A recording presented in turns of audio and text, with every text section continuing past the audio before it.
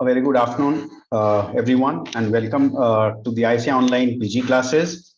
Today is slightly different because we have our own secretary, normally Dr. Naveen Malhotra sir, who welcomes everybody and starts off the classes, these ISA Online PG classes, which are held every Monday evening. But today, sir is on an aircraft right now, so I'm sure he'll be joining in as soon as he is able to. In the meantime, for the benefit of the audience, we would like to say that the ISA Online leadership holds these classes every Monday in by 5 p.m., in which speakers of national repute spare their valuable time and effort to teach the postgraduates and also the young faculty regarding various topics of interest for the postgraduates. And today is no different. Today we have a very reputed teacher amongst us, and she per se does not need much introduction. However, for the benefit of the uninitiated, today we have with us Dr. Aruna Parmeshwari, Madam. She is currently the professor and head of Department of Anesthesiology and Pain Medicine at Sri Ramchandra Institute of Higher Education and Research, Chennai. She is the Vice President, Association of Obstetric Anesthesiologists of India, and she's the adaptation editor of the prestigious Stolting's Coexisting Diseases for the South Asian edition. She's the member of the Specialist Board in Anesthesiology of the National Board of Examinations, the DNB, and she's a vastly experienced teacher with more than 200 lectures in various conferences, 24 publications, and 10 book chapters. She has special interest in teaching anesthesiology, and apart from that, she has interest in obstetric anesthesia, pediatric anesthesia, anesthesia machines and equipment, blood transfusion, and airway. So a very warm welcome, ma'am, and welcome to the ISA Online PG classes. It is an absolute honor and privilege that you could spare your valuable time for the sake of the postgraduates and all the audience and listeners. Ma'am, this is the 39th class of the series of the ISA Online classes. And what we normally do is that all the audience members are muted till the time your lecture is going on. Just in case there are any questions that the audience might have, they can type it in the chat box. And in case there are any questions which you might have, the audience is encouraged to type the answers in the chat box itself. So today, ma'am will be discussing the anesthetic considerations of chronic renal failure for renal transplantation. Over to you, ma'am. Hello and a very good evening to everyone. Thank you, Dr. Nishant, for those kind introductory words. At the outset, before I begin, I would like to thank Dr. Naveen Malhotra and the entire team at ISA for this opportunity to be a part of this online PG teaching program. I think you are all doing an excellent job doing this online PG teaching every Monday. And it's an honor and a privilege for me to be a part of it this Monday. Thank you so much for that. Can I start sharing my screen, Dr. Nishant? Please, madam.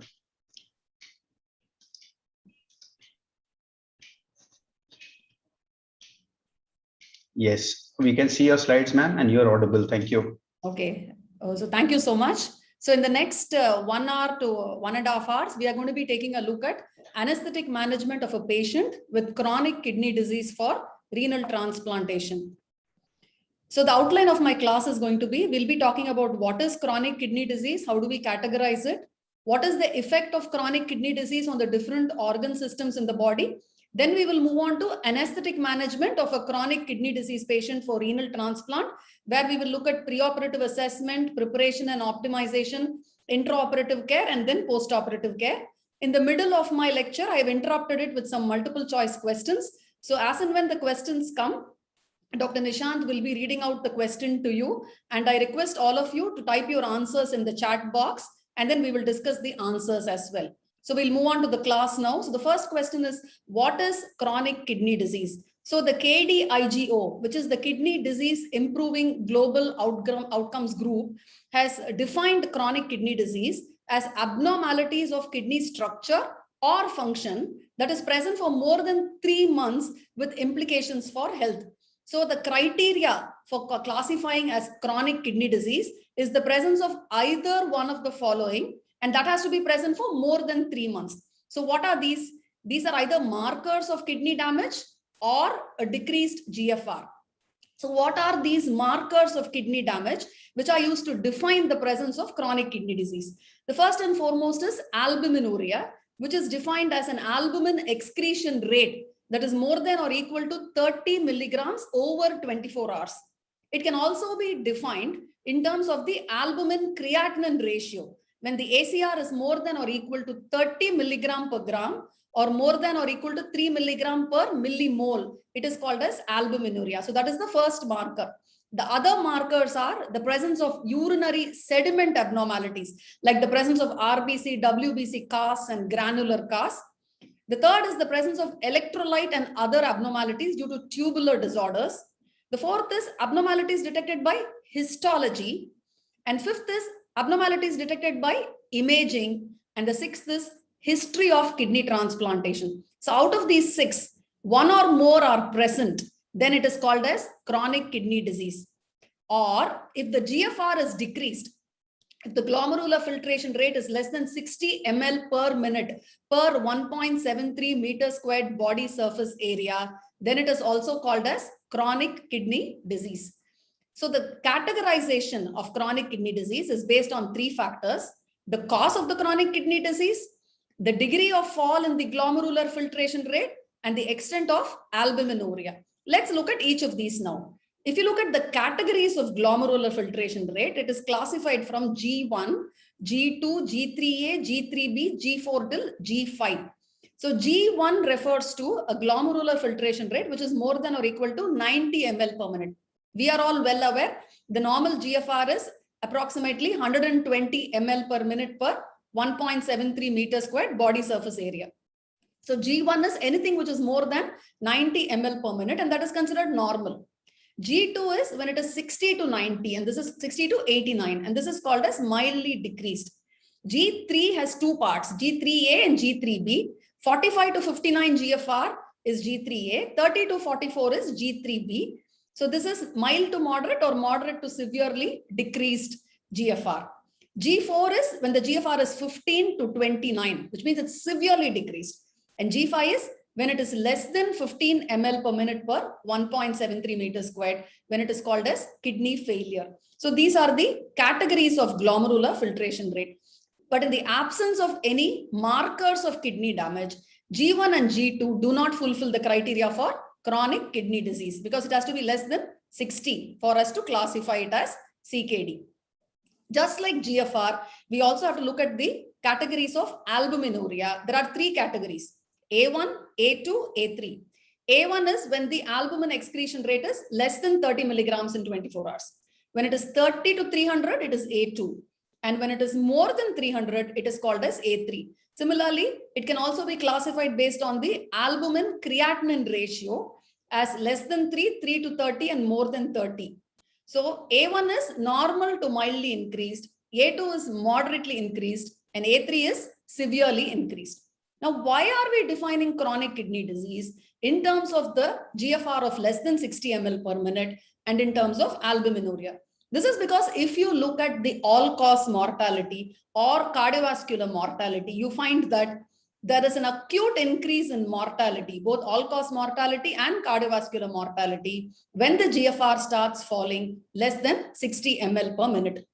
Similarly, albuminuria is also important. The three lines which you see there as black, green, and red refer to A1, A2, and A3. So you find that as the extent of albuminuria increases, the risk of mortality also increases. So this is the reason why importance is given to a GFR less than 60 ml per minute and the presence of albuminuria to define chronic kidney disease. So if you look at this chart, you find that when GFR is in G1, G2 category and albuminuria is A1, it is a very low risk. It is colored green. Once it becomes G3A, even if it is A1, it becomes yellow. Or if G1 and G2 has A2, it becomes yellow, which means the risk is moderately increased. Similarly, as the GFR falls and as the albuminuria increases, the risk keeps increasing. So when do we call it end-stage renal disease? This is a clinical syndrome characterized by renal dysfunction, which requires renal replacement therapy. By renal replacement therapy, we mean dialysis or renal transplantation. So when the patient is at this stage where mandatorily for survival, the patient needs either a dialysis or a renal transplantation, then it is called as end stage renal disease. And this usually correlates with a GFR less than 15 ml per minute per 1.73 meters squared. So it includes CKD stages G4 and G5. Now, how do we evaluate the glomerular filtration rate? We're going on talking about GFR to define chronic kidney disease. So how do we evaluate the glomerular filtration rate? This is by using endogenous filtration markers. The most common marker used is serum creatinine because it's easily filtered at the glomerulus and does not undergo much reabsorption or secretion by the kidney. So we use serum creatinine as part of a GFR estimating equation like the MDRD equation, which is the modification of diet and renal disease study equation, or the CKD EPI equation, which is the chronic kidney disease epidemiology collaboration equation. So these two are the most commonly used equations to estimate the GFR and get an eGFR value. Instead of creatinine, we can also use serum cystatin C, but this is more commonly used for confirmatory testing. Similarly, we also have the Cockcroft-Gault formula where the creatinine clearance is given as 140 minus age into weight divided by the plasma creatinine into 72. This has to be multiplied by 0.85 for women. Now, why are we looking at estimations of GFR and not only on the serum creatinine value alone? Serum creatinine tends to be influenced by factors like age, sex, muscle mass, and diet. The other reason is it is insensitive to mild to moderate decreases in GFR, which means we can have as much as a 50% reduction in the GFR with the serum creatinine still in the normal range. That is why creatinine-based prediction equations have been developed to estimate the GFR to define chronic kidney disease instead of defining chronic kidney disease in terms of serum creatinine alone. Now, how frequently are we likely to come across a patient with chronic kidney disease in India? So if you look at the prevalence of CKD in India, it's about 17.2%, and 6% of patients are in CKD stage 3 or worse. And because of poor access to care, more than 50% of patients are likely to see the physician for the first time when they're already in end-stage renal disease. So they will be requiring either dialysis or renal transplantation. So what are the causes of chronic kidney disease? The commonest causes are glomerulopathies like diabetes mellitus. It can also be due to membranoproliferative glomerulonephritis, post-infective glomerulonephritis, IgA nephropathy, systemic lupus erythematosus, and amyloidosis. Besides glomerulopathies, chronic kidney disease can also be because of tubulointerstitial diseases like analgesic nephropathy, reflux nephropathy because of pyelonephritis, myeloma kidney, sarcoidosis. Systemic hypertension is again a very common disease which results in chronic renal failure and chronic kidney disease, polycystic kidney, renal vascular disease, and obstructive uropathy. So of all these diseases, one of the commonest reasons in India is diabetes mellitus, closely followed by hypertension as the common causes of chronic kidney disease in India. We'll now take a short break to look at 3 multiple choice questions. Yes, ma'am. So the first question. So the first question by ma'am is, what is the normal urine albumin in a young adult? The options are A, 10 milligram per 24 hours, B, 30 milligram per 24 hours, C, 50 milligram per 24 hours, or D, 100 milligram per 24 hours. So the first response was by Dr. M.S. Karthi, and it is mainly between A and B with a more preponderance of the option B, that is 30 milligram per 24 hours. Okay, so the answer is actually in a young adult, it's usually only around 10 milligram for 24 hours. The 30 milligram is the upper limit of normal. So the answer is A. A is the correct answer. Answer is A, 10 milligram per 24 hours. So that is the normal urine albumin in a young adult. Now we move on to the next question. Next question. So the next question is, what is the normal urine protein? A, is it less than 150 milligram per 24 hours? B, is it less than 500 milligram per 24 hours? Is it C, less than 750 milligram per 24 hours? Or D, is it none of the above? So all the audience is encouraged to again type their answers in the chat box, and this time it is a predominant A, less than 150 milligram per 24 hours. There is an occasional D also, madam, none of the above. Okay, so A is the correct answer. So when you're talking about albumin, it is 10 milligrams. When you're talking about total protein, normal is less than 150 milligram in 24 hours. So A is the correct answer. Very good. I'm very happy that everyone got the correct answer. Yeah, most of them have got the correct answer. Very good. Excellent. Now we go on to the third question. So the third question is, what is the commonest cause of CKD in India? Is it A, hypertension, B, polycystic kidney, C, diabetes mellitus, or D, analgesic nephropathy? The most common cause of CKD in India. And I think there is an overwhelming response for diabetes. Very good. Excellent. I'm very, very happy. Yeah. It is correct. Diabetes mellitus is the commonest cause of chronic kidney disease in India. There has been a very brisk and quite a lot of responses, ma'am. That is very I'm nice. very happy that everyone is alert and interested. It's really nice and heartwarming. Yes. Okay, so we'll continue with the lecture now.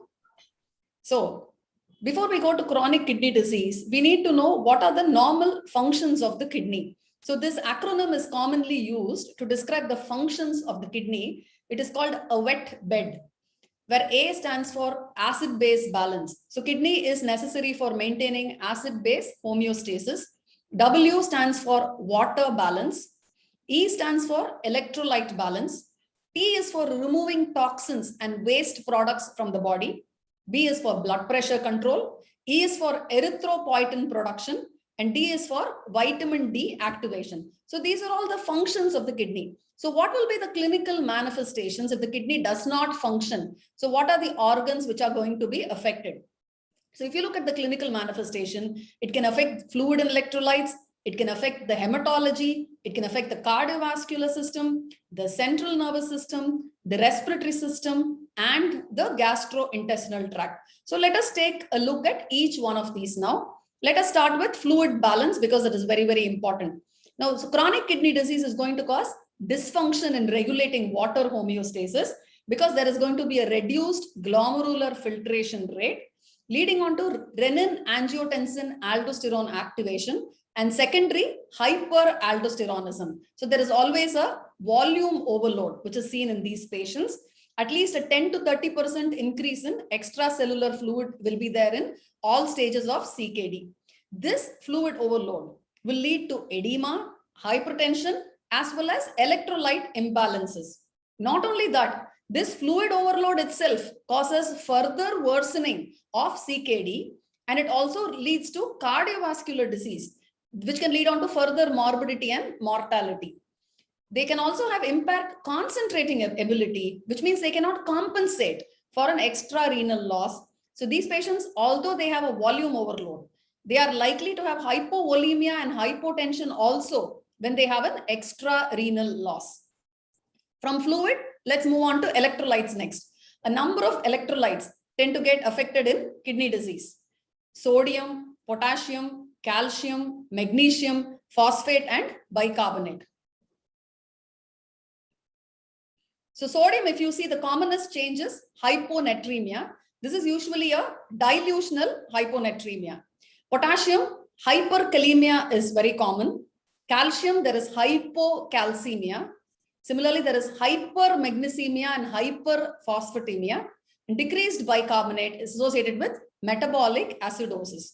So let's take a look at each of these now. So if you look at hyperkalemia, you find that most of the potassium secretion actually takes place in the distal part of the nephron. So serum potassium concentrations are maintained within normal limits till the GFR is 10% of normal, at which point the hyperkalemia manifests. This is because in the early stages when the GFR falls, the remaining nephrons tend to compensate. Not only that, we said there is a secondary hyperaldosteronism. This hyperaldosteronism will also lead to increased potassium excretion.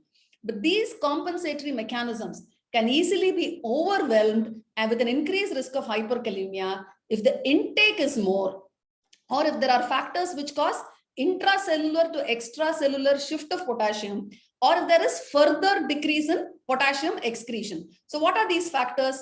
So what are the conditions where they can have increased intake? It can be because of dietary intake or intravenous intake of potassium, or potassium salts of the several drugs which the patients are taking. It can also be because of blood transfusion, because we know potassium levels go up in banked stored blood, especially more so with older blood. Similarly, gastrointestinal hemorrhage can also lead to increased potassium levels. What are the factors which cause intracellular to extracellular shift of potassium? Drugs like succinylcholine, beta blockers, metabolic acidosis, sepsis, catabolism, insulin deficiency. So all this can lead to hyperkalemia by shift of potassium. Similarly, other factors which decrease potassium excretion include presence of constipation or the intake of some drugs like potassium sparing diuretics or the angiotensin converting enzyme inhibitors or heparin. So in patients who have a fall in GFR, even though they don't have a baseline hyperkalemia initially, any of these factors can push them into hyperkalemia. So why are we worried so much about hyperkalemia? Mainly because of the risk of cardiac arrhythmias. So based on the serum potassium, different levels of ECG changes happen. So when the serum potassium is 5.5 to 6.5 milliequivalents per liter, which is mild hyperkalemia, we have peaked T waves and prolonged PR segment. Once the level goes up a little more, 6.5 to 8 milliequivalents per liter, or it's moderate hyperkalemia, there is loss of P wave with prolonged QRS complex, ST elevation, and we can start having ectopic beats and escape rhythms.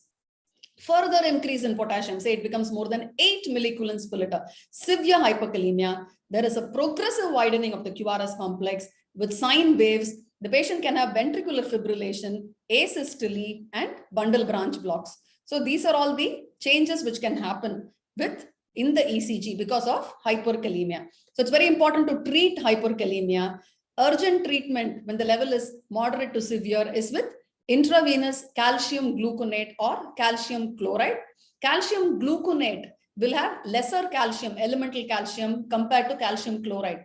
Calcium chloride has approximately 3 times more elemental calcium than calcium gluconate. That makes calcium chloride more of an irritant when it is given intravenously. So the more commonly used preparation is calcium gluconate. Similarly, glucose insulin mixture is given where 10 units of insulin is added to 25 grams of glucose, and this is run over 20 minutes. So this also helps in bringing the potassium down. Similarly, sodium bicarbonate, by correcting the acidosis, corrects the hyperkalemia. We can also hyperventilate a mechanically ventilated patient to bring down the potassium, because hyperventilation will cause respiratory alkalosis and that will bring the potassium down.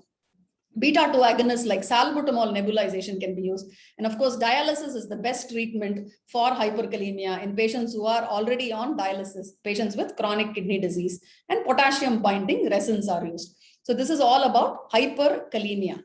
Moving on to hypocalcemia and hyperphosphatemia. Why does this happen? Whenever there is chronic kidney disease, there is a reduced renal phosphorus clearance leading on to hyperphosphatemia. In addition, chronic kidney disease is associated with release of the hormone fibroblast growth factor. This is increased levels of this is released from the osteocytes, from the bone. And kidney disease per se can reduce 125 dihydroxy vitamin D levels, and hyperphosphatemia and increased FGF will also decrease the 125 dihydroxy vitamin D, which is necessary for absorption of calcium. So because vitamin D is reduced, now there will be hypocalcemia. The hypocalcemia, reduced vitamin D, and hyperphosphatemia result in stimulation of the parathyroid gland, resulting in secondary hyperparathyroidism that will lead on to renal osteodystrophy and bone demineralization.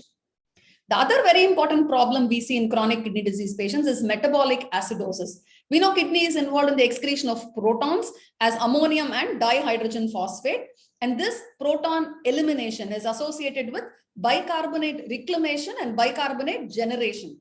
So whenever there is chronic kidney disease, we have reduced functional kidney. So inability of the kidney to excrete this acid load results in metabolic acidosis.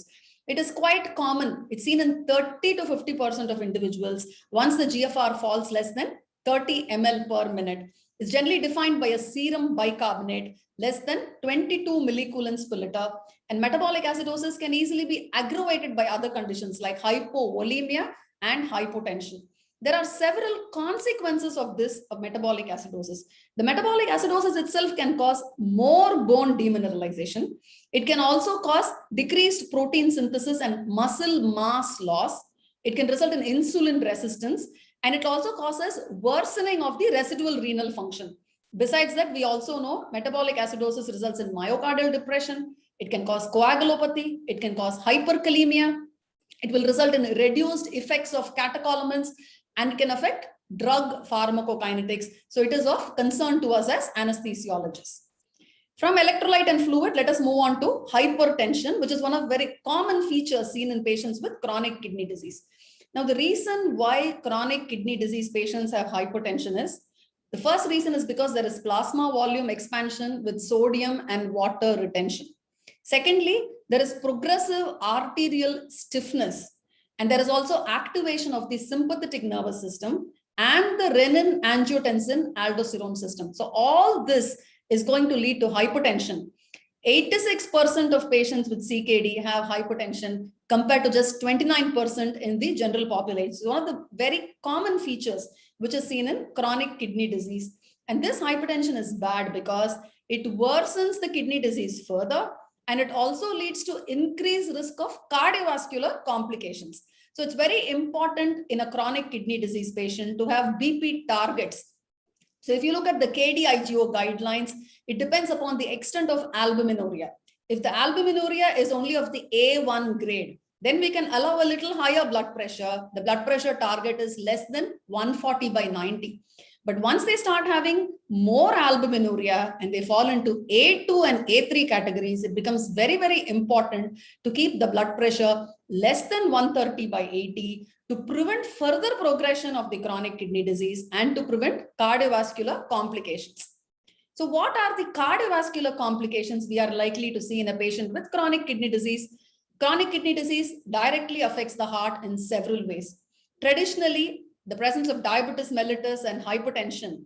Diabetes mellitus is the commonest cause of chronic kidney disease. So most patients with chronic kidney disease will be diabetic, and diabetes can affect the cardiovascular system. Hypertension can be a cause of chronic kidney disease. It is also an effect of chronic kidney disease, and hypertension can affect the cardiovascular system. And dyslipidemia is very common in chronic kidney disease, and that can affect the heart. Now, there are newer, more and more factors which have been found to be associated with chronic kidney disease that affect the heart. What are these?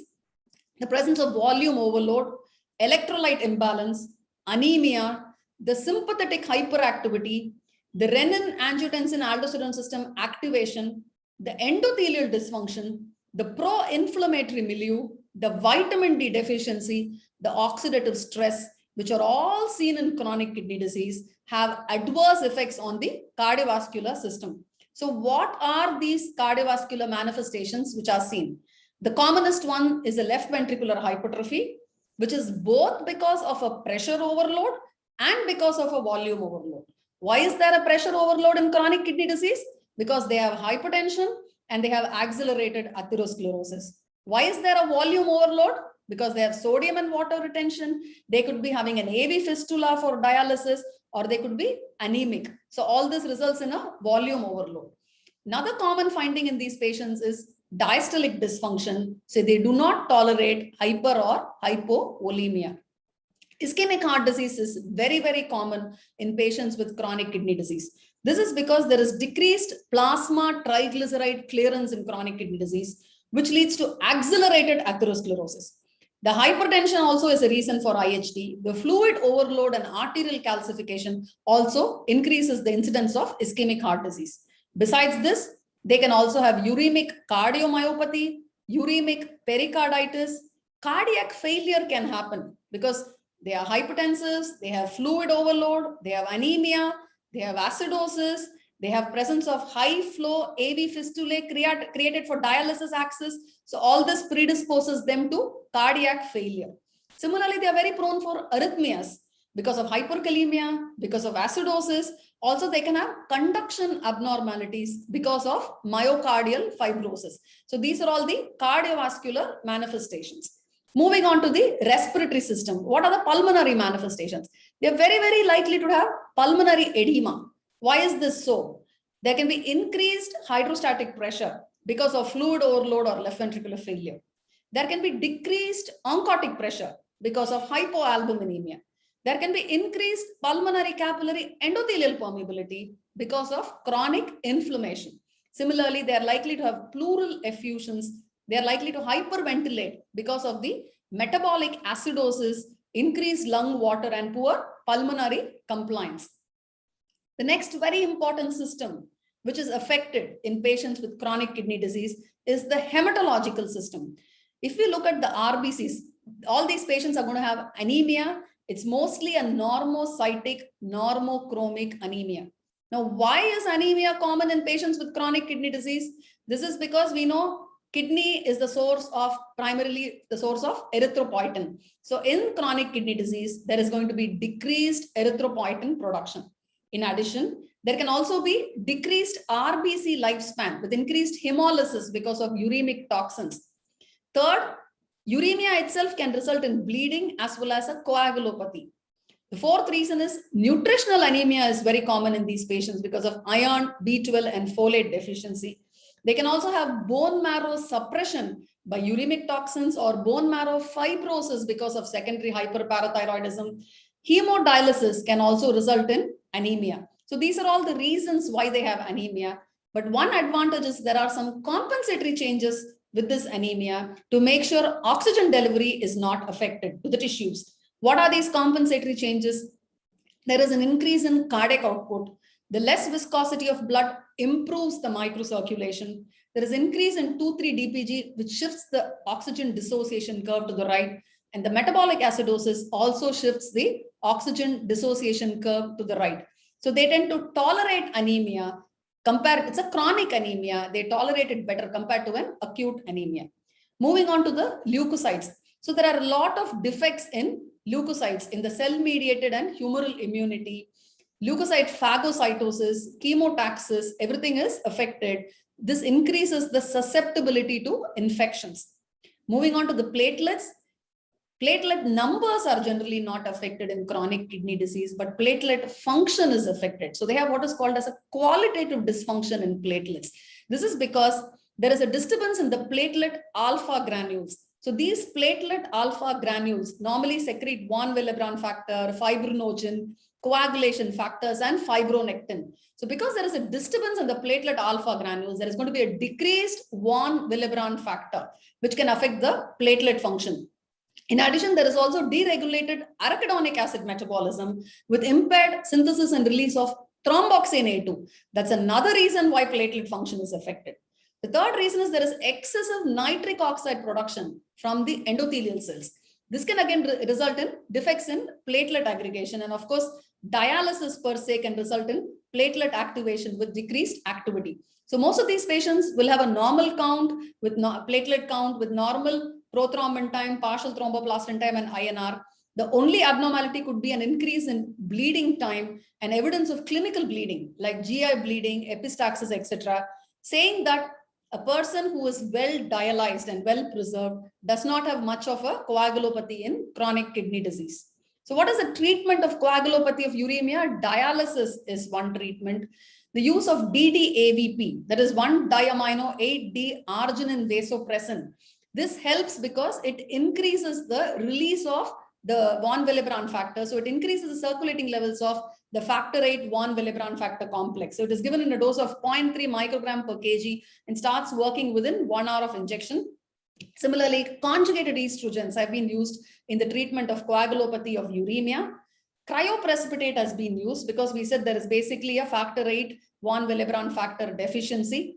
Erythropoietin actually helps in treating the coagulopathy of uremia. How is this so? Erythropoietin increases the RBC levels.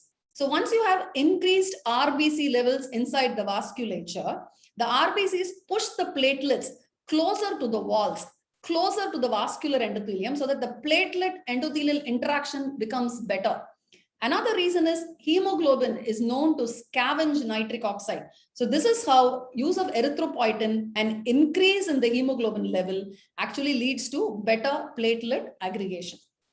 Moving on to the gastrointestinal system, there can be delayed gastric emptying, anorexia, nausea, vomiting, and upper gastrointestinal hemorrhage.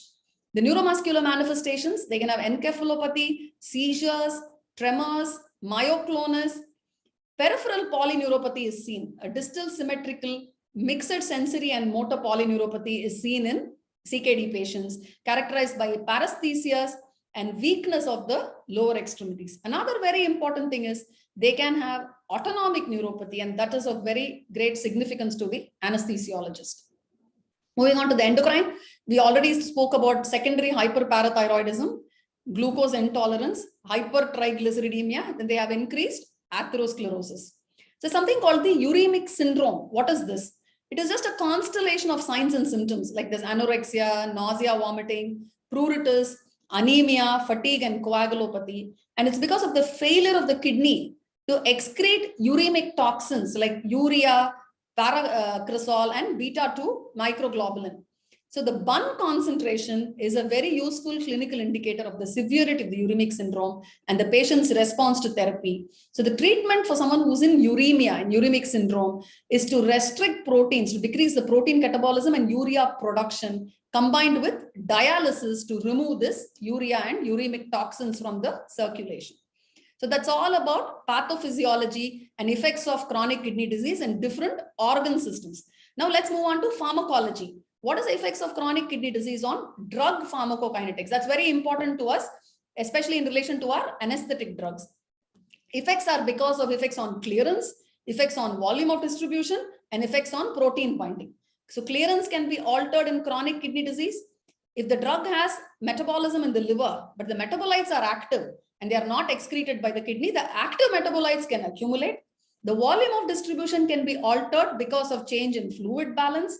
We said there is albuminuria, so the plasma protein levels are low. So because of this reduced protein binding, the drugs which have excessive protein binding, increased protein binding, they will have an increased drug-free fraction and pronounced effect. So let's look at one group of drug now. If you look at the opioids, fentanyl is one of the common drugs which we use. It undergoes extensive hepatic metabolism. It does not have any active metabolites. 7% is excreted unchanged in the urine. But the decrease in plasma protein binding can increase the free fraction, resulting in a prolonged sedative effect with fentanyl. What about morphine? 70% of morphine is metabolized to morphine 3-glucuronide, but 5% is metabolized to morphine 6-glucuronide. And this morphine 6-glucuronide has analgesic properties. Its elimination depends on renal function. So its half-life is prolonged in chronic kidney disease. And that is the reason we do not choose morphine as an analgesic in patients with chronic kidney disease. What about pethidine? Again, it is metabolized to norpethidine, whose excretion is dependent on kidney. And in chronic kidney disease, norpethidine will accumulate. And this is neurotoxic. It can cause seizures, myoclonus, and altered mental state. That is why we do not use pethidine also in chronic kidney disease. What about tramadol? 30% is excreted unchanged in the urine, and it has an active metabolite that is excreted by the kidney. So the action is prolonged. So the dosing interval has to be increased for tramadol. So the best opioid to choose for intraoperative anesthesia for a patient with chronic kidney disease would be fentanyl. Moving on to the intravenous induction agents. Thiopentone, there is reduced protein binding in chronic kidney disease. So there is higher drug-free fraction. So we have to titrate it to effect. Propofol pharmacokinetics is unaltered by chronic kidney disease, but this also has to be titrated to effect. What about benzodiazepines? Midazolam is metabolized in the liver. The main metabolite is 1-hydroxymidazolam, and that has sedative activity like the parent compound. And this and all the other conjugated metabolites of midazolam can accumulate in renal failure, especially with infusions, leading on to a prolonged sedative effect. So a single dose of midazolam is probably all right, but infusions of midazolam is going to have prolonged sedation in patients with chronic kidney disease. What about dexmedetomidine? Its pharmacokinetics, it's not influenced by renal impairment, but the sedative effect may be stronger because dexmedetomidine is quite highly protein bound, some 94%. So free fraction will be more in patients with chronic kidney disease. Moving on to the neuromuscular blocking drugs. Succinyl choline can be used provided there is no hyperkalemia. We know succinyl choline increases the serum potassium by 0.5 millicoulomb per liter. So as long as the serum potassium is less than 5.5 millicoulomb per liter, it is okay to use succinyl choline in chronic kidney disease. Of course, there is reduced action of plasma cholinesterase, but clinically the action is not much prolonged. What about vecuronium? 40% is excreted by the kidney. So the 3-hydroxy metabolite accumulates in renal failure. It has 80% of the potency of vecuronium. So it will result in prolonged effect. Rocuronium again, 10 to 20% is excreted by the kidney, but there are no active metabolites. Again, it can be prolonged, rocuronium. So the best neuromuscular blocking drugs to use are atracurium and cisatracurium because they are not dependent on the liver or on the kidney. They undergo Hoffman elimination. And so these are the drugs of choice in chronic kidney disease. The only thing to remember is atracurium metabolism leads to laudanocin, and especially with infusions of atracurium, the laudanocin levels are likely to go up. They will not be excreted in the presence of chronic kidney disease. And the laudanocin has been found to be neurotoxic. This is one thing we need to remember when you're using prolonged infusions of atracurium in patients with chronic kidney disease. Reversal drugs, neostigmin, renal excretion accounts for 50% of the plasma clearance of neostigmin. Clearance is reduced in CKD and half-life is prolonged. Moving on to the inhaled anesthetics. Sevoflurane, a lot of controversy with sevoflurane and nephrotoxicity. Metabolism of sevoflurane leads to elevated inorganic fluoride levels. And it has been found that if the fluoride level is more than 50 micromoles per liter, it has been associated with renal damage in animals, but this has not been seen in humans.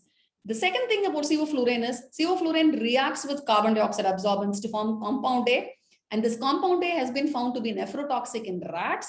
The nephrotoxicity has not been established in humans.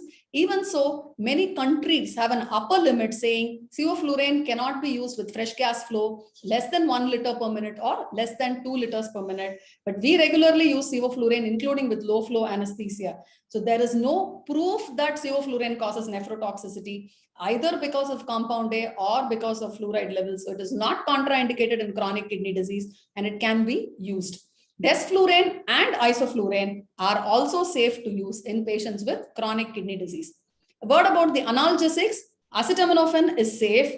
We know non-steroidal anti-inflammatory drugs are not safe to be used in chronic kidney disease because they decrease the renal prostaglandin levels because they are cyclooxygenase inhibitors. They decrease the levels of prostaglandins and they cause a decrease in GFR. They can also cause an acute interstitial nephritis as part of an idiosyncratic reaction. Plus, they also increase the risk of GI bleeding. So, NSAIDs are contraindicated in patients with chronic kidney disease. We'll take a break again now for some questions. Yes, ma'am, a very, very engaging lecture. And regarding the questions, I encourage all the listeners to type in the answers, because once they commit an answer to a question, they are engaging themselves, and right or wrong, I think they'll be able to remember it. So this question is: end stage renal disease refers to a GFR of less than A, 5 milliliters per minute per 1.73 meters square, or is it B, 10 ml per minute, C, 15 ml per minute, or D, 30 ml per minute? There are a lot of answers, ma'am, and most of them are C. Dr. Manasa K was the first to answer. Yes, 15 ml per minute is correct. I think by mistake, I've moved to the next slide. No problem, ma'am. The next question is: which of the following is true? So, cisatracurium leads to more laudanocin formation than atracurium. B, midazolam has no active metabolites, and so infusions with midazolam do not lead to prolonged sedation in CKD. 70% of morphine is metabolized to the active metabolite morphine 6-glucuronide, which accumulates in CKD patients. Or D, sevoflurane does not lead to nephrotoxicity and can be used for maintenance of anesthesia in CKD patients. So which of the following is true?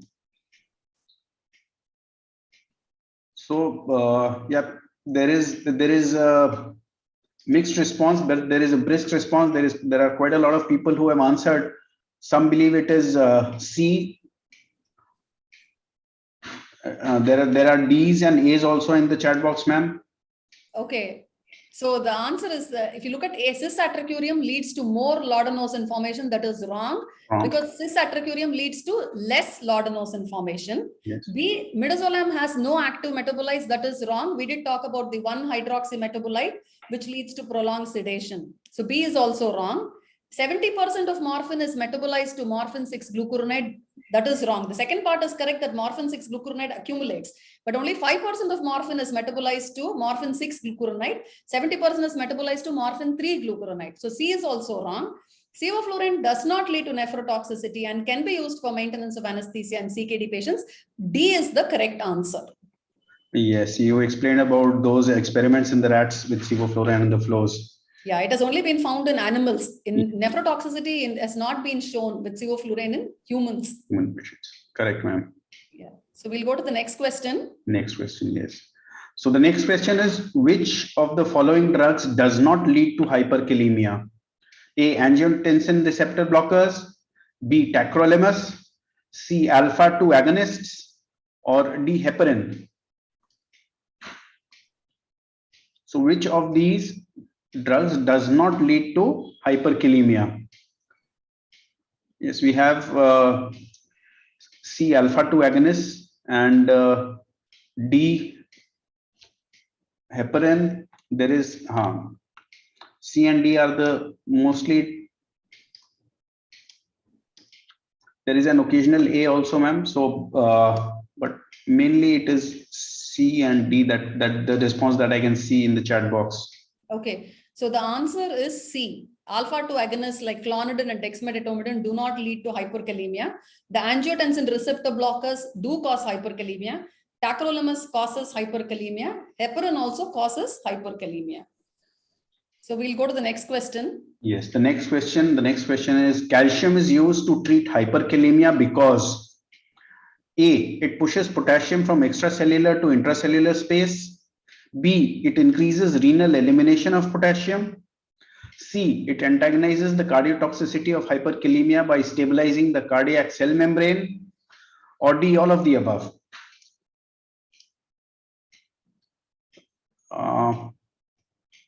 Yes, I think Dr. Lakshmi was the first to answer, and C is the predominant answer that we have. Occasional D also, ma'am, but I think most of them have answered C, antagonizes the cardiotoxicity of hyperkalemia by stabilizing the cell membrane. So the D is just to confuse. So the C is the correct answer. It is a physiological antagonist of potassium. Calcium is a physiological antagonist. So it antagonizes the cardiotoxicity of hyperkalemia by stabilizing the cardiac cell membrane. That is the correct answer. Okay, I think we'll go to the lecture now again. Yes. So now we move to the actual part of anesthetic management of a patient with chronic kidney disease. So if you look at management of a patient with chronic kidney disease, usually they are on restricted protein intake. Usually the protein intake is 0.6 to 0.8 gram per kg per day. They're also on a restricted salt intake, less than 1.5 to 2 grams of salt per day. They will be on antihypertensives. They will be on diuretics to treat the hypervolemia. We said they have calcium and vitamin D deficiency, so they will be on calcium and vitamin D supplements. We said they have hyperphosphatemia, so they are likely to be on phosphate binders. They have metabolic acidosis, so they will be on bicarbonate, and they will be on erythropoietin to treat anemia, and statins usually to treat the hypertriglyceridemia. Regarding renal replacement therapy as management for these patients, there are two types of dialysis, hemodialysis and peritoneal dialysis, which are used as renal replacement therapy for these patients with chronic kidney disease. And of course, we have renal transplantation as the renal replacement therapy. An important thing to remember is, compared to dialysis versus transplantation, transplantation is the treatment of choice. Actually, it is better to do the transplantation preemptively before starting dialysis for the patient. The outcomes are even better. So transplantation is usually done when the estimated GFR is less than 20 ml per minute per 1.73 meters squared, and there is a progressive, irreversible deterioration over 6 to 12 months. A word about hemodialysis. Hemodialysis requires a stable access to the bloodstream for dialysis to be performed. So usually 3 different types of vascular access are used by nephrologists to do the dialysis for the patients. Primary AV fistulas, AV grafts, or tunneled hemodialysis catheter. Generally, access is placed in the non-dominant upper extremity because lower extremity placement results in two problems. One is an increased risk of infection, and the second is the problem of arterial steal syndrome. So now AV fistulas are different from AV grafts. In AV fistulas, the vein is joined to an adjacent artery directly. The advantage of AV fistulas, these are the first choice for dialysis because they have long-term patency rates. They have lower infectious and thrombotic complications, but then it takes around 4 to 6 weeks to mature. So from the time of doing the AV fistula, it will take at least 1 to 1.5 months to start using it for the purpose of hemodialysis.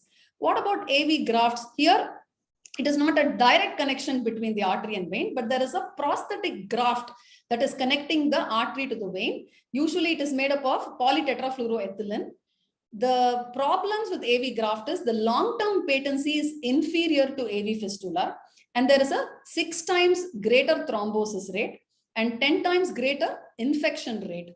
But the advantage is it can be used earlier within just 2 weeks. Mostly what happens is they will start off with AV fistulas. If the fistula fails, they try in one hand or they try in the other hand, they try radiocephalic, brachiocephalic, and brachiobasilic. If there is fistula failure, then they come for AV grafts. Hemodialysis catheter can also be used for dialysis. So usually it's a double lumen catheter like this of a good size. It's a good diameter. It's usually used for temporary vascular access till the AV fistulas undergo maturation. Usually the right internal jugular vein is chosen. Generally, the subclavian vein is not chosen for placing hemodialysis catheters because there is a very high risk of stenosis, which is associated with subclavian cannulas. So usually the right IJV is the commonest site for the hemodialysis catheter. The catheter diameter should ideally be only 1/3 of the vein diameter. So what are the indications for dialysis? When will we recommend a dialysis?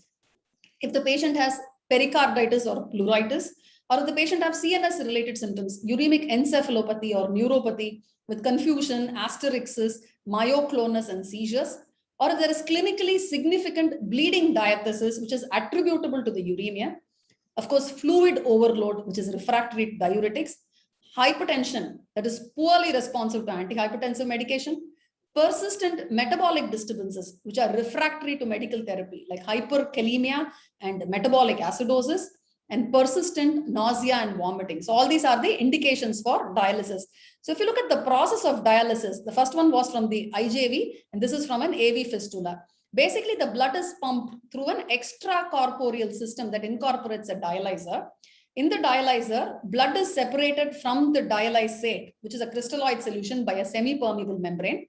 The solutes move across the membrane along their concentration gradient by diffusion. So dialysis, the method is by diffusion, and they move from an area of higher concentration to an area of lower concentration. So the uremic patient has lots of urea and high levels of potassium in the blood. So urea and potassium will move from the blood to the dialysate, and bicarb is added to the dialysate so that bicarb can move from the dialysate to the blood to correct the metabolic acidosis. Typically, the hemodialysis session, it's an intermittent hemodialysis. Usually it takes 3 to 4 hours, and it results in 65 to 70% reduction in the blood urea nitrogen. There are some problems which are associated with dialysis. Volume related problems can be there. Excessive fluid removal can result in hypovolemia, hypotension. Solute mediated, there can be electrolyte shifts and alkemia. Patients can have arrhythmias. Anticoagulation related, patients can have bleeding. And there's something called the dialysis disequilibrium syndrome, which is neurological symptoms occurring during dialysis because of rapid removal of urea. So this reverse urea effect is because of the fact that the urea concentration remains elevated in the CNS because of slower diffusion from the CNS than from the removal from the blood. So what happens is there is going to be, because of this osmotic gradient, water moves into the brain and it results in cerebral edema. When you compare dialysis versus renal transplantation I already said is a better option because it improves the quality of life and long-term survival, and it is also a more economic option in the long run.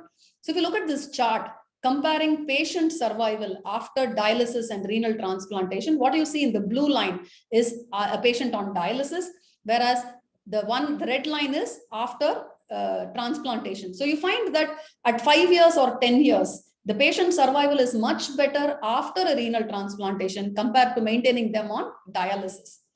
So with that background, let us go to anesthetic management of a patient with chronic kidney disease for renal transplant. If you look at the current trends in kidney transplantation in India, some 7,500 transplants are done across 250 centers in India. 90% are from living donors and 10% is from deceased donors. So this is the global observatory of transplantation. You find that in the year 2020 alone, there were 5,486 kidney transplants done in India.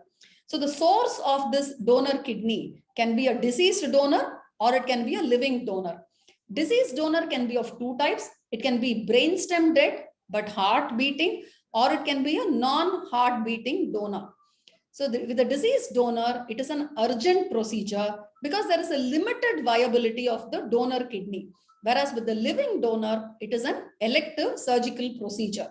The different types of deceased donors are available. This is called the alphabet soup of kidney transplantation. SCD is standard criteria donor. ECD is extended criteria donor. DCD is donation after cardiac death. So a standard criteria donor is a 35-year-old man with no history of diabetes and hypertension, where the cause of death is a motor vehicle accident.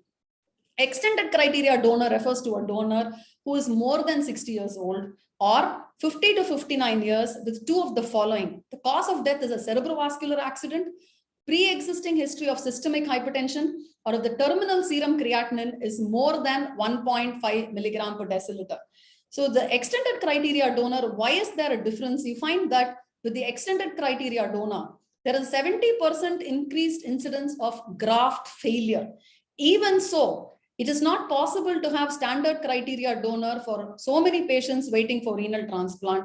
So the extended criteria donor at least gives some hope and some better quality of life compared to dialysis. So although the risk of graft failure is more with extended criteria donor, the ultimate mortality is much lesser when you compare this with dialysis.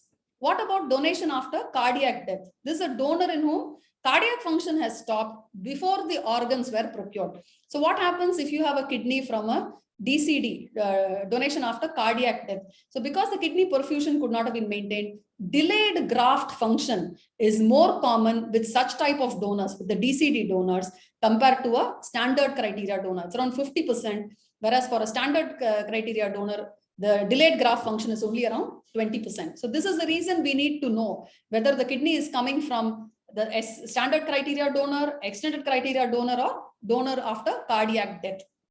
What about preservation of the deceased donor kidney? It is done by static cold storage at 0 to 4 degrees centigrade. The kidney is immersed in a preservative solution. So it is immersed in cold storage because the hypothermic environment decreases cellular metabolism. And the preservative solution decreases cellular metabolism and also provides some amount of cytoprotection. So different preservative solutions are available. The original one was the Collin solution, which was modified as the Euro-Collin solution. Then you have the University of Wisconsin solution. Then you have the HTK solution, which is histidine, tryptophan, and alpha ketoglutarate, which is called custodial. In all these solutions, the kidney can be preserved for a period of 24 to 48 hours. So this is the composition of the different solutions used for kidney preservation. So you find that the Euro-Collin solution and the University of Wisconsin solution have very high potassium levels, whereas the HTK solution has only lower potassium level. It also, this is what we commonly use in our hospital for renal transplant. We use the HTK solution, which has potassium, sodium, chloride, calcium, magnesium, mannitol, histidine as the buffer, mannitol, tryptophan, and alpha ketoglutarate as the antioxidants, and it has histidine and tryptophan. So this is the composition of the various preservative solutions which are used for storing the kidney. That is about deceased donor. Now we'll move on to living donor. The advantage of living donor is it increased donor pool is available, plus it is an elective procedure, so the timing of an operation is more flexible. Another more important reason is kidneys transplanted from living donors show an increased graft survival. So what you see in blue is a deceased donor kidney. What you see in red is the living donor. So the graft survival is much better with living donor kidney compared to deceased donor. So living donors are all carefully evaluated. The donors should have a GFR more than 90 ml per minute per 1.73 meters squared, and they should not be having an albuminuria. So the albumin excretion rate of the donor should be less than 30 milligrams per day for them to be able to donate their kidney. So this is again the KDIGO guideline for exclusion criteria for living donors. Who are the people we do not choose to donate? Age less than 18 years, GFR is less than 60 ml per minute, proteinuria, uncontrolled hypertension or hypertension with end organ damage, type 1 diabetes mellitus, microscopic hematuria not due to reversible causes, IgA nephropathy, high risk of thromboembolism, significant medical illness in the donor, and autosomal dominant polycystic kidney disease. So if the donor has any of these diseases, they are not taken up for living kidney donation. So once we exclude all this and we choose a proper donor, the next step is going to be the donor recipient matching. Now, matching has to be done to ensure immunological compatibility so that the transplanted kidney, the allograft, is not rejected. So there are 3 steps to this. The first is the blood group matching for ABO compatibility. The second is tissue matching for HLA compatibility for the 6 antigens of the major histocompatibility complex. Also, 6 antigen match represents the best compatibility with the lowest risk of rejection. The third step is a cytotoxic cross match, which is done between the recipient serum and the donor T cells. The purpose of the cytotoxic cross match is to detect the presence of antibodies in the recipient against the donor cells. So after cross-matching, the recipient is also screened to exclude the presence of severe coronary artery disease, peripheral vascular disease. They undergo lung function tests. They undergo screening for tumors. They have an endoscopy to rule out acid peptic disease, and they have to have good diabetic control. On the recipient side, what are the contraindications? When can you not take the recipient for renal transplantation? If they have active infection, active malignancy, active substance abuse, if the kidney failure is reversible, if they have uncontrolled psychiatric disease, if the predicted patient survival is less than 2 years, these are all absolute contraindications for transplantation. The relative contraindication is if the recipient has some systemic condition that has caused a kidney failure, like primary oxalosis or systemic amyloidosis with cardiac involvement. The other relative contraindications are the presence of severe cardiac and pulmonary disease in the recipient. For example, the recipient has a history of myocardial infarction in the last 3 to 6 months, or has progressive symptoms of angina that is not amenable to angioplasty or bypass surgery, or severe coronary artery disease, which is not amenable to any intervention. If they have severe ischemic cardiomyopathy, normally they can have ejection fraction of 30%. It is okay with dialysis. If it improves it, it is fine. But if they have ischemic cardiomyopathy, then that's a contraindication. Similarly, pulmonary conditions, if they are on home oxygen therapy, they have uncontrolled asthma, they have severe cor pulmonale, severe COPD, lung fibrosis, restrictive disease, and hypoxia, they are generally not taken for transplantation. So with all that, let us move on to anesthetic management of renal transplant, which we will look at pre-operative preparation, intra-operative management, and post-operative care. Pre-anesthetic assessment history, we specifically have to ask for history of breathlessness, pedal edema, chest pain, and palpitations, because many of these patients, in between their dialysis sessions, if the dialysis is not adequate, they are likely to have breathlessness. And we said they are at high risk of ischemic heart disease. So we do have to look for these symptoms. We have to ask for the patient's functional capacity. Generally, the exercise tolerance will be decreased in most of these patients.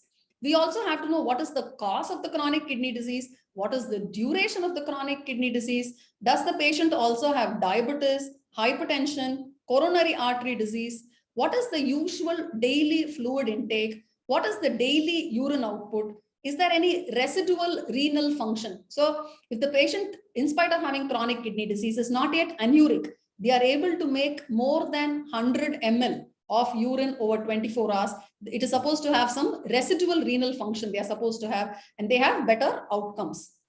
Next, we also have to look at the pre-anesthetic assessment, the medication history. All of these patients are antihypertensives, and many of them will be on 4 to 5 antihypertensives. It could be AC inhibitors and angiotensin receptor blockers. They could be on diuretics, calcium channel blockers, beta blockers, alpha-1 blockers like prazosin, alpha-2 agonists like clonidine. So they could be on multiple antihypertensives, and they could be on bicarbonate for metabolic acidosis. We need to get everything about the details about the dialysis. What is the type of dialysis the patient is having? Is it a peritoneal dialysis or hemodialysis? What is the site? Is it from an AV fistula, AV graft, or an internal jugular vein? What has been the duration of dialysis? This is very important because longer the duration of dialysis, there is going to be concern about vascular access like stenosis and thrombosis of central veins, or they had multiple AV fistulas and grafts. Venous access, peripheral venous access will be a problem in these patients. We need to know about the frequency of dialysis. Is it once, twice, or thrice a week? When was the last dialysis? The body weight before and after dialysis. Then we have to do a proper examination of the patient. Whether the patient is pale, whether there is any bleeding tendency is there any edema, if they are fluid overloaded. The properly dialyzed patient will not be edematous, will not have a bleeding tendency. Similarly, if the patient is treated for anemia, they are very unlikely to be having pallor. We also have to look for hypertension, whether it is under control. We have to check for autonomic neuropathy, flow murmurs. The respiratory system, we need to look for signs of fluid overload, which means they need to be dialyzed. The location of the AV fistula and the dialysis lines, and we do a thorough airway assessment. Investigations for transplant, we need a complete blood count. We have to look at the hemoglobin because most of these patients can be anemic. We have to look at the WBC count because there could have been infections. We also have to have a baseline platelet count. We have to look at the blood urea nitrogen, creatinine, electrolytes, especially potassium, sodium, calcium, and bicarbonate. We have to look at the coagulation profile, PT, PTT, INR. Liver function test is also normally done before transplant. A chest X-ray will tell us the presence of cardiomegaly, pulmonary edema, and pleural effusions. ECG will tell us the presence of ischemia, arrhythmias, left ventricular hypertrophy, conduction blocks, and hyperkalemia. And we need an echocardiography to look for the presence of regional wall motion abnormalities, the ejection fraction, and the presence of a pericardial effusion. So preoperatively, we need to optimize these patients for elective surgery. We have to correct the anemia. So most of these patients will be on erythropoietin. Epoetin alpha is generally given in a dose of 20 to 50 international units per kg, 3 times a week, subcutaneously or intravenously. If the hemoglobin is less than 10 grams per deciliter, they can also receive darbepoetin, 0.45 microgram per kg once a week, subcutaneously or intravenously. A point to remember about erythropoietin is it will increase the risk of hypertension, stroke, and vascular access loss. The acceptable hemoglobin for most transplants is 10 to 11.5 grams per deciliter. We also have to make sure their blood pressure is corrected and optimized. The blood sugar is optimal. Usually it is 6.5 to 8% is the HbA1c for these patients. We also have to correct the coagulopathy. If they're adequately dialyzed, they are very unlikely to have a coagulopathy. We have to optimize their cardiac and pulmonary condition. Preoperatively, on the day before the transplant, they undergo a dialysis 24 hours before. Minimum 6 hours is needed between dialysis and start of surgery to optimize the fluid and electrolyte and acid-base balance to avoid any hyperkalemia or metabolic acidosis. We continue the antihypertensive and cardiac medications, but generally the AC inhibitors are withheld to decrease the risk of intraoperative hypotension. We do give them acid aspiration prophylaxis with H2 blockers like ranitidine and also with metoclopramide. When we're doing a live transplantation, the live donor nephrectomy and renal transplant operations are commonly performed sequentially in adjacent theaters with minimal delay to reduce the ischemic time of the donated kidney. For the donor, the nephrectomy can be done by laparoscopic or open procedures. The patient will be in the donor is in the lateral decubitus position with the bed flexed like this to expose and arch the flank. So we have to make sure there is no nerve damage, pressure source, airway compromise, or venous access compromise. Usually the left side is preferred for the donor nephrectomy because there is better surgical exposure and there is a longer vascular supply of the left kidney. If you look at anesthesia for laparoscopic donor nephrectomy, it is a general anesthesia with endotracheal intubation and controlled ventilation. Commonly, the patient receives fentanyl, propofol, and vecuronium and maintenance with air, oxygen, and sevoflurane. The most important thing is to have a good venous access, because they need to have adequate hydration to maintain adequate renal perfusion of the kidney which is going to be removed and the other kidney which is being left behind. So 10 to 20 ml per kg per hour of balanced salt solutions are used. We have to maintain perfusion pressure, normoxia, normocarbia, normothermia, and urine output of at least 100 ml per hour. To improve diuresis, mannitol and furosemide can be given before the clamping of the renal artery. The kidney is then perfused in cold preservative solution and then taken to the recipient. The donor can be extubated end-op. For pain, we usually avoid NSAIDs. We can give paracetamol, IV PCA with fentanyl or morphine, and regional anesthesia can be given especially for open donor nephrectomies, paravertebral block, TAP blocks, quadratus lumborum blocks, or thoracic epidural analgesia. For laparoscopic donor nephrectomy, usually it is less painful. Moving on to anesthesia for recipient, do we use a general anesthesia or a neuraxial anesthesia? General anesthesia is commonly administered because of some concerns with neuraxial anesthesia. What are these concerns? We know neuraxial anesthesia is associated with sympathetic blockade and hypotension, and we don't want the transplant recipient to have hypotension because that can affect graft function. The second problem, we're talking about uremic coagulopathy. So neuraxial block cannot be given in the presence of coagulopathy. And third is sometimes the patient feels uncomfortable being awake, especially at the time of reperfusion. So usually it is not done solely under neuraxial anesthesia. Even though if an epidural is put, it's put for post-operative pain relief. So usually a general anesthesia is given. An epidural is sometimes placed for post-operative pain relief, provided there is no coagulopathy. What about vascular access? We need a very good peripheral vascular access in transplant surgery because we'll be giving large volumes of intravenous fluids rapidly during the renal transplantation. So obtaining access can be difficult in patients on dialysis. We need to avoid the hand, which has the IV fistula for IV access. Generally, the hemodialysis catheter should not be used for purposes other than dialysis, like for drug administration or CVP monitoring. Exception is emergency situations or when alternative vascular access is impossible, then we can use the dialysis line, but we have to maintain absolute asepsis. Care of the AV fistula is very important during the transplant surgery. So this was actually the transplant which we did today morning. The patient had a fistula in the left hand. So all the NIBP cuff, the SpO2, the IV line, everything will be on the right hand. And the AV fistula hand is generally padded to avoid injuries. What about monitoring? Standard monitoring for all renal transplant patients is ECG, pulse oximetry, central venous pressure, temperature, non-invasive blood pressure, end-tidal carbon dioxide, FiO2, and anesthetic agent monitoring. Of course, neuromuscular monitoring and urine output monitoring. One important thing to remember is we don't put in an arterial line so easily.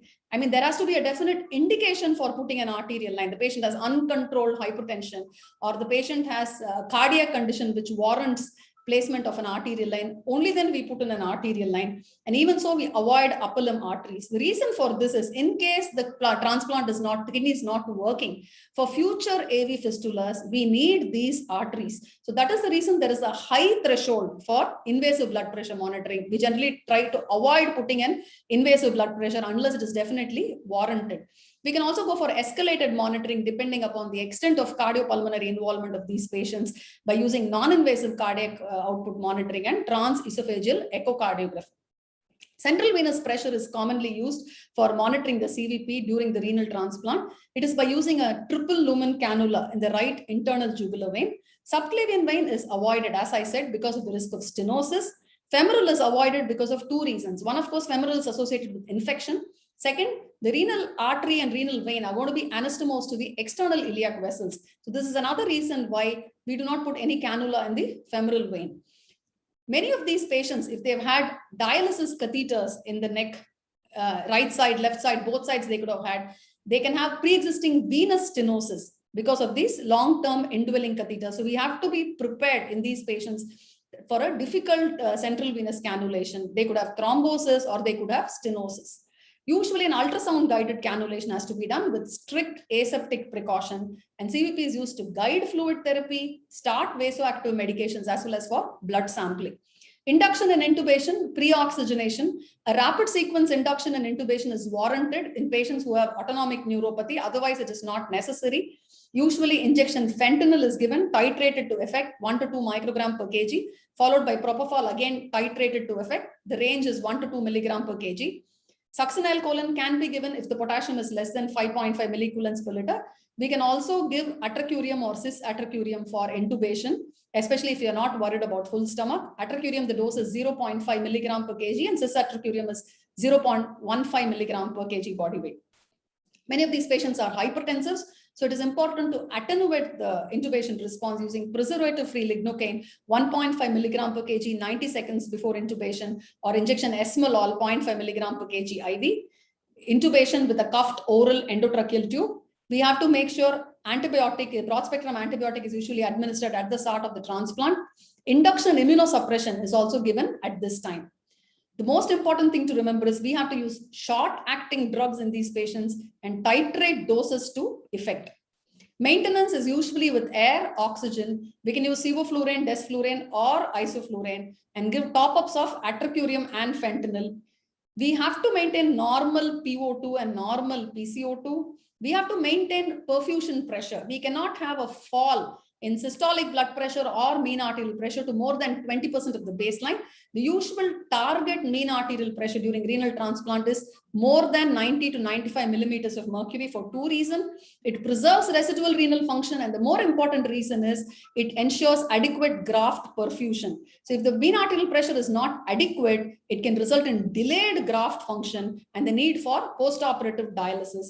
We have to maintain normothermia using forced air warmers and fluid warmers. These patients are highly prone for thrombosis. So we also have to use TED stockings and Flotron, and their skin is quite fragile. So paddings and gels have to be used. The incision for renal transplant is called the Gibson incision. It is a curvilinear incision in the lower right abdomen to facilitate placement of the renal allograft in the right iliac fossa. So this is how the cleaning and draping is done. So that is the incision which you can see in the right lower quadrant of the abdomen, a curvilinear incision of 20 to 25 centimeters long. So this is again a video showing the bed.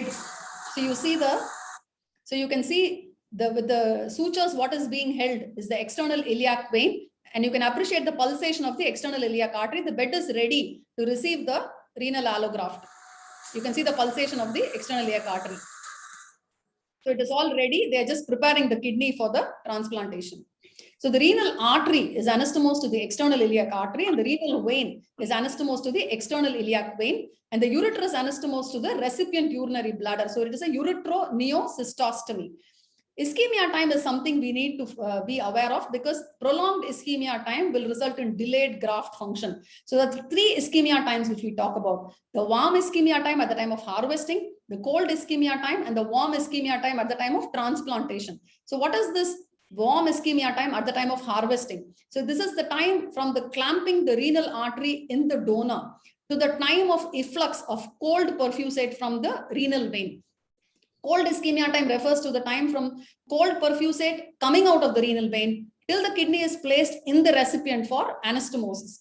And the warm ischemia time at transplant time is from the time kidney is placed in the recipient to the completion of anastomosis and clamp release and the beginning of reperfusion.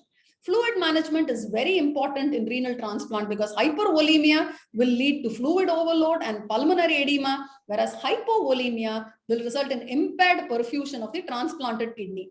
So what is the volume of fluid that we administer? Adequate volume for the renal allograft to function. So how do we know this volume is adequate? Usually a CVP guided volume transfusion has been the traditional approach. It involves intraoperative infusion of fluid to maintain a CVP of 9 to 10 millimeters of mercury. This is usually 1.5 to 2.5 liters of crystalloids. 30 to 40 ml per kg are administered at the time of clamp release. Dynamic indices of fluid responsiveness like pulse pressure variation, systolic pressure variation, and stroke volume variation are also now being increasingly used to titrate fluids in the perioperative period for transplantation. What about the type of fluids? Traditionally, to avoid hyperkalemia, only 0.9% saline was used as the crystalloid of choice in chronic kidney disease patients undergoing renal transplantation. Then they found that large volume infusion of normal saline resulted in hyperchloremic acidosis, renal vasoconstriction, hyperkalemia.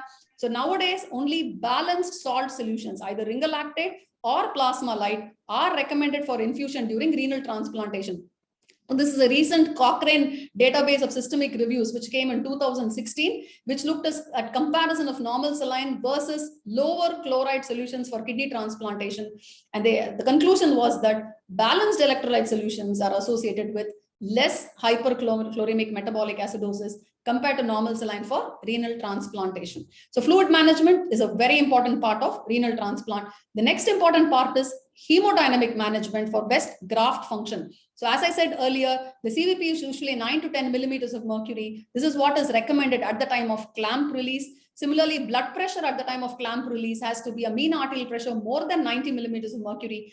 We have to remember that this renal allograft is denervated. It has no auto-regulation. So if the blood pressure is not adequate, the perfusion will get affected and the graft will not function. Adequate hydration with crystalloids, 30 ml per kg per hour at time of clamp release. So this has to be infused by the time the anastomosis is complete. Sometimes there can be a fall in BP at clamp release. This can be because of vasodilatation. This is because of reperfusion after the ischemia. The mediators which accumulate during ischemia enter the circulation, but this can easily be managed. Mannitol and Lasix are sometimes given to the transplant recipient to improve graft function. This is usually not routinely done in living donor kidneys. It can be given in deceased donor kidneys if there is no urine output at the end of the anastomosis. There is no evidence as of now to support the use of dopamine. It was originally used. It was believed that it improved renal blood flow. Dopamine is no longer being used during renal transplantation. So if you find that in 90% of live kidney donation and 50% of cadaveric donation, immediately urine output will start coming at the end of the anastomosis release. A word about immunosuppression. Allograft survival depends upon host immune system modulation. A lifelong immunosuppressive regime is required after renal transplantation. Immunosuppression is induction therapy and maintenance therapy. Induction is intense short-term immunosuppression during the perioperative and immediate post-operative periods. Maintenance immunosuppression is continued in the post-operative period, usually with triple therapy. So what is induction immunosuppression? This is by using T-cell depleting monoclonal or polyclonal antibodies or by using an interleukin-2 receptor antagonist.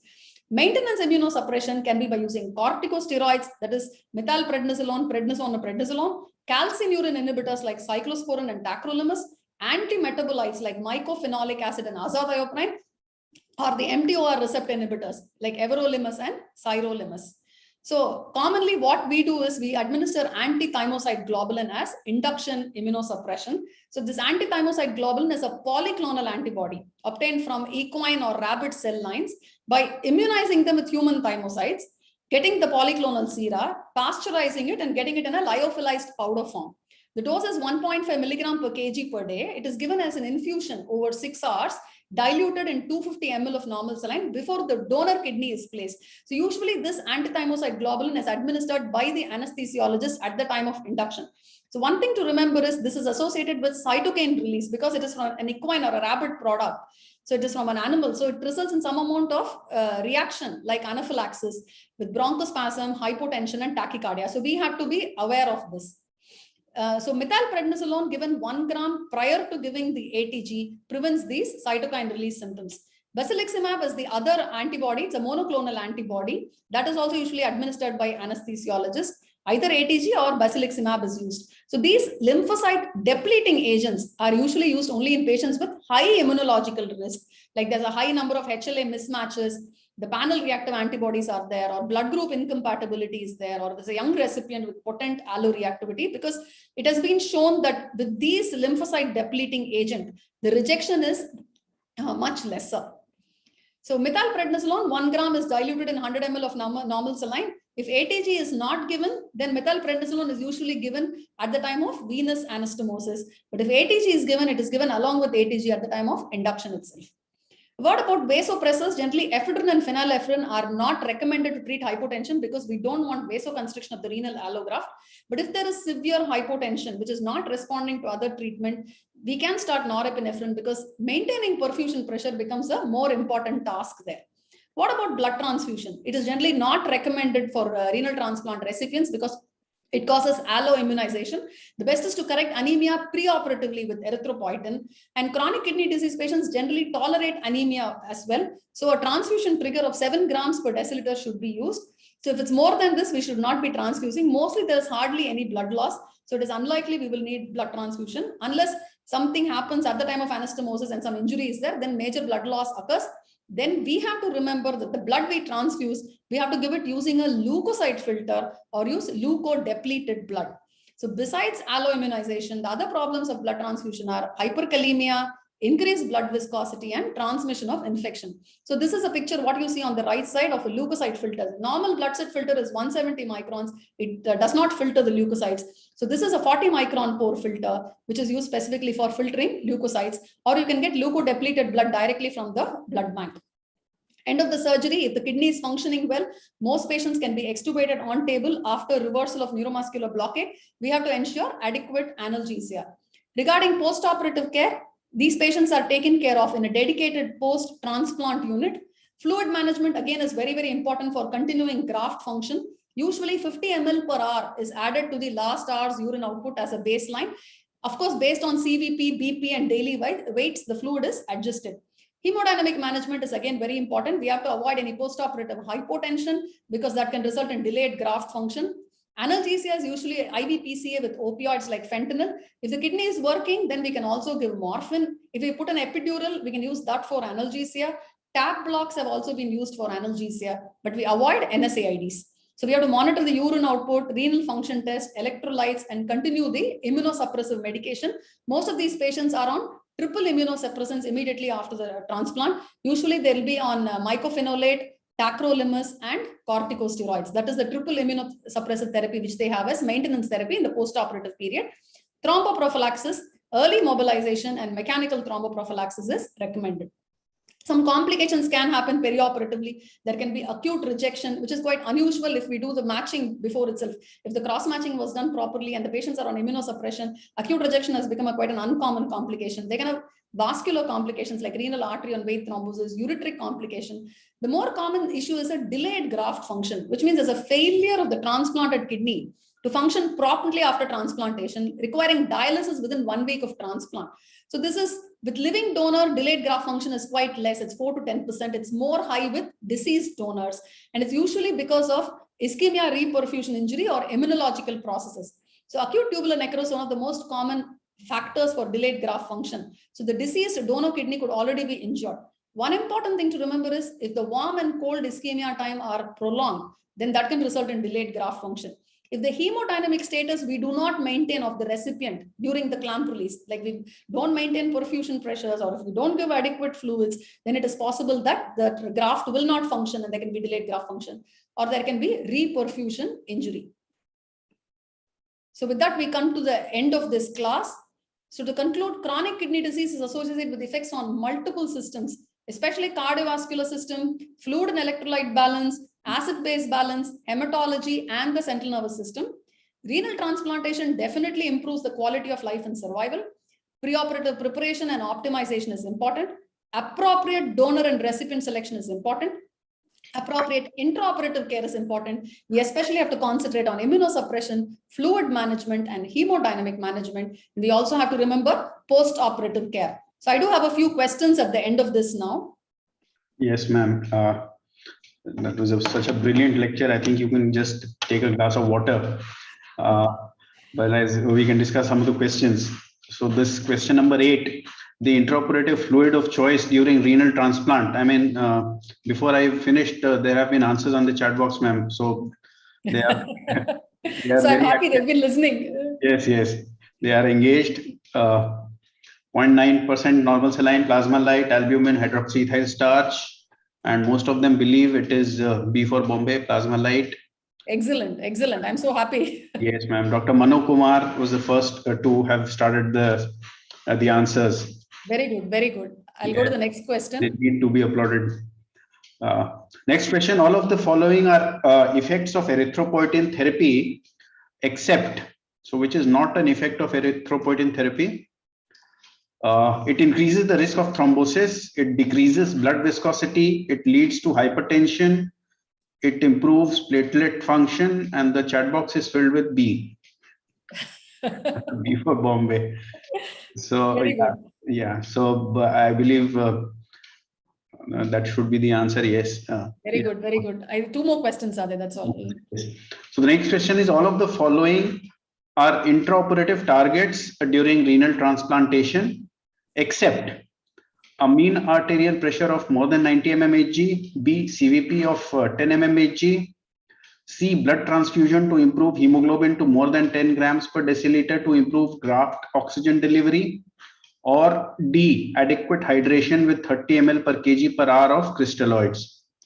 So yes, all of you are encouraged to answer, and most of them are answering C for Calcutta, blood transfusion to improve hemoglobin to more than 10 grams per deciliter.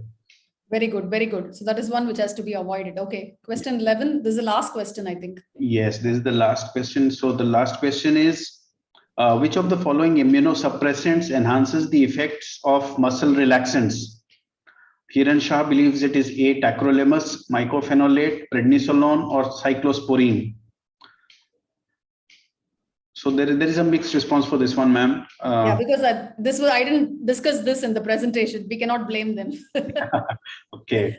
So which of the following immunosuppressants enhances the effects of muscle relaxants? Is it tacrolimus, mycophenolate, prednisolone, or cyclosporine? Okay. Is there any D? There is a D, IV Meena, Dr. IV Meena. Very Dr. good. Congratulations. So cyclosporin is the correct answer. Cyclosporin is the immunosuppressant that has been shown to prolong the effect of non-depolarizing muscle relaxants. Okay, so the answer is cyclosporin, and that was such a wonderful lecture, ma'am. It was. Thank you so much. Shall I stop sharing, Dr. Nishant? Yes, ma'am. We can stop sharing. There are a few questions in the chat box. If you permit, we can just take these questions from some of the participants that we have. Definitely, definitely. So the first question, ma'am, is related to the duration of prolonged atracurium infusions. Dr. I. Min wants to know what is the duration for it to classify as a prolonged atracurium infusion. Is there any specific duration So what is the problems which they faced with elevated laudanocin has been in patients usually after almost 48 hours of infusion with atracurium. So if you're going to restrict it to less than 48 hours, this has not been a problem. Okay. Okay, ma'am. So that means it is approximately 48 hours for that one. Yes. There is Dr. Harsha Bhatia wanted to know about something about peritoneal dialysis. What could be the indications and certain disadvantages of peritoneal dialysis? So the indication for peritoneal dialysis is someone who cannot tolerate the hemodynamic shifts of hemodialysis. That is what. So usually patients with unstable angina and severe cardiovascular disease, they are the ones who are recommended for peritoneal dialysis. And the problem with peritoneal dialysis is, of course, it increases the risk of peritonitis and infection. That is the most common problem which happens because of peritoneal dialysis. Okay, and any other disadvantages, ma'am, in that are obvious? No. The advantage of the peritoneal dialysis is that it can be done at home itself, because nowadays ambulatory peritoneal dialysis has come. So for us hemodialysis, you have to come to the hospital. So it is more cumbersome. So that is another reason why people choose peritoneal dialysis, because with ambulatory peritoneal dialysis, their lifestyle is more comfortable compared to coming to the hospital 3 times a week and staying there for 4 to 5 hours to get the hemodialysis done. That is the other difference. But most patients, I've not seen many adults having peritoneal dialysis. Most of them do have hemodialysis. The ones who come for transplants in our hospital, most of them are on hemodialysis with AV fistulas or AV grafts.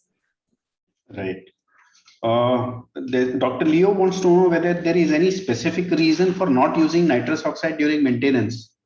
So the general thing itself, we are not using nitrous oxide. Forget transplant surgery, we are not using it in general for most of the patients because of the greenhouse effect and all that. There is no specific contraindication. It just increases the incidence of nausea, vomiting, pulmonary artery pressures might go up. There's not a contraindication. You can use it for renal transplant if you want. It is not a contraindication. It is just that more out of practice, most of us have gone into air oxygen mode now. We don't use nitrous oxide so frequently improperly. Dr. Naveen Malhotra has joined, I think. Hello, namaste. Nice. We missed you. Namaste, namaste, madam. Namaste. When Nishant briefed me, it is going on very excellently. Congratulations. Please carry on with the questions. I'll join in. I'll put my words soon. Yeah. Nishant, continue. Yes, sir. Yes, sir. So there's been a very comprehensive lecture and very nice. Dr. Sirisha, what we'll do is once all the questions are over, we will allow the participants to unmute themselves so they can ask their questions on their own. So Dr. Yeah, Sirisha, sure. yeah, after the session, Dr. Sirisha wants to know about half NS now. What is the context? We'll allow her to ask herself. In the meantime, Dr. Coims wanted to know what is the crystalloid of choice in CRF patients. What would be the crystalloid of choice? Usually we use plasma light. If you have ringer lactate, you can use ringer lactate also. Normal saline is no longer used, especially continuously only normal saline. Some people do alternate normal saline with ringer lactate. The aim is not to overload the patient with too much of normal saline. So you can do ringer lactate few pints, normal saline few pints, only ringer lactate or only plasma light. Any of that therapy, volume therapy is acceptable. So balanced salt solution would do. Dr. Suvetha wanted to know about the legal documents anesthesiologists should check before a transplantation. So usually the transplant comes through an authorization board through the organ transplant committee. So they usually have this authorization letter, and they also have a separate consent for transplant. So make sure the authorization letter, the governmental approval letter is there, and make sure that the consent is there. Yeah, the consent will be there. And I think amongst the last questions is by Dr. Ayameen about the role of GTN in recipients. What would be the role of glycerol trinitrate in? So the thing is, if sometimes with uncontrolled hyper, sometimes even with 4 or 5 antihypertensives, they could be coming with very high blood pressure. Elective transplants, usually we don't take them unless their blood pressure is optimized. But say their cadaver kidney has come and this patient is HLA matching, everything is done, this patient is ready. And then the blood pressure is high. You can't cancel the transplant just because the blood pressure is high. So in such situations, we have used nitroglycerin to bring the pressures down, and you can take the patient up for transplant. So elective procedure, don't do it. But an emergency cadaver kidney has come, then to control the blood pressure, you can use NTG. Right, ma'am. And there is another, Dr. Apurv Naveen wants to know about the role of intraoperative albumin transfusion in renal transplant recipients. So most of these patients, if they are well prepared, then they do not have a very significant low albumin. Usually it's more than 3 grams, and they do not require any intraoperative albumin therapy. Just therapy with crystalloids is enough. If you want to use a colloid, then albumin is we cannot use hydroxyethyl starch because it is associated with renal injury. So albumin has a much better safety profile, but make sure that the volume transfusion shouldn't result in pulmonary edema. Make sure the kidney is functioning when you are administering volume, because if the albumin is in and the kidney is not going to be functioning, they can easily go into pulmonary edema. Absolutely. And another question has come up by Dr. Leo regarding hypothermia in the recipients. So we have to prevent hypothermia in the recipient by active warming steps which we take. So commonly we use the fluid warmer for warming all the intravenous fluids. We'll be giving rapidly crystalloids, 1.5 to 2.5 liters over 1.5 hours. So it's important to make sure it goes through a fluid warmer so the crystalloids are warm. We also use a convective forced air warming, the bear hugger. It is always important to avoid hypothermia and maintain normothermia in the recipient. That is also important for graft function.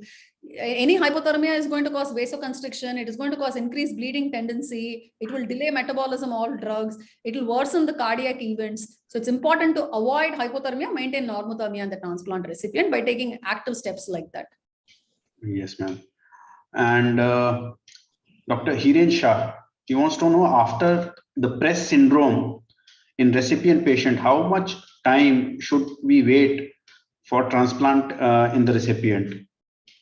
Press is reversible encephalopathy syndrome. So once it is reversible, I'm not sure if there is an exact timeline between disappearance of press and when you can take for transplant. As long as the patient is fully, it's reversed and the patient is neurologically fine. Press is more of a clinico-radiological syndrome where you have evidence of edema by MRI. So probably if edema has subsided and the patient does not have any clinical symptoms, I think you can take the patient ahead for transplant.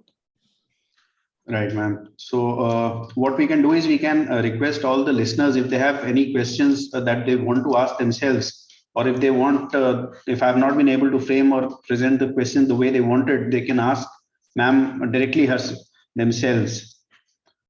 So if there are any questions, you are encouraged to unmute yourself and ask the questions directly.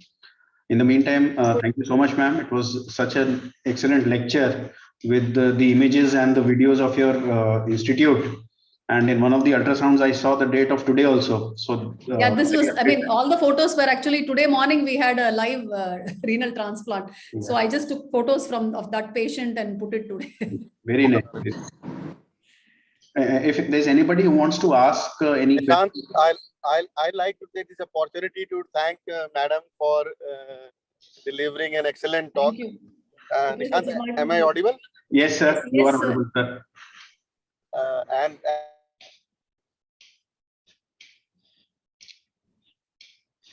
Your voice is breaking a little, sir. Oh, his voice is. Sir, I think. I'm sorry, ma'am. I could join only in the later half. Take another class. Yeah, my network is not stable as I'm traveling.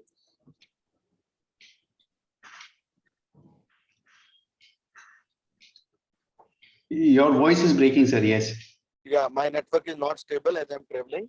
So I once again thank Madam for sharing her valuable time with us. And I hope she will join us soon for another excellent class like today's one. Thank you so much, Dr. Naveen. It was my privilege to be a part of this. It was really an honor. And I should thank Dr. Nishant also for conducting it so seamlessly.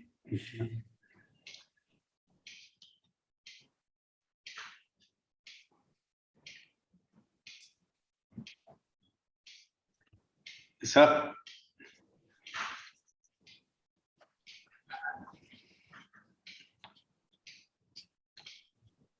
So, if we have your permission, sir, we can end. Yeah, please. Right. So formally, thank you so much, madam. And thank you, madam. Thank you very much. So nice of you. Thank you. Thank you so much.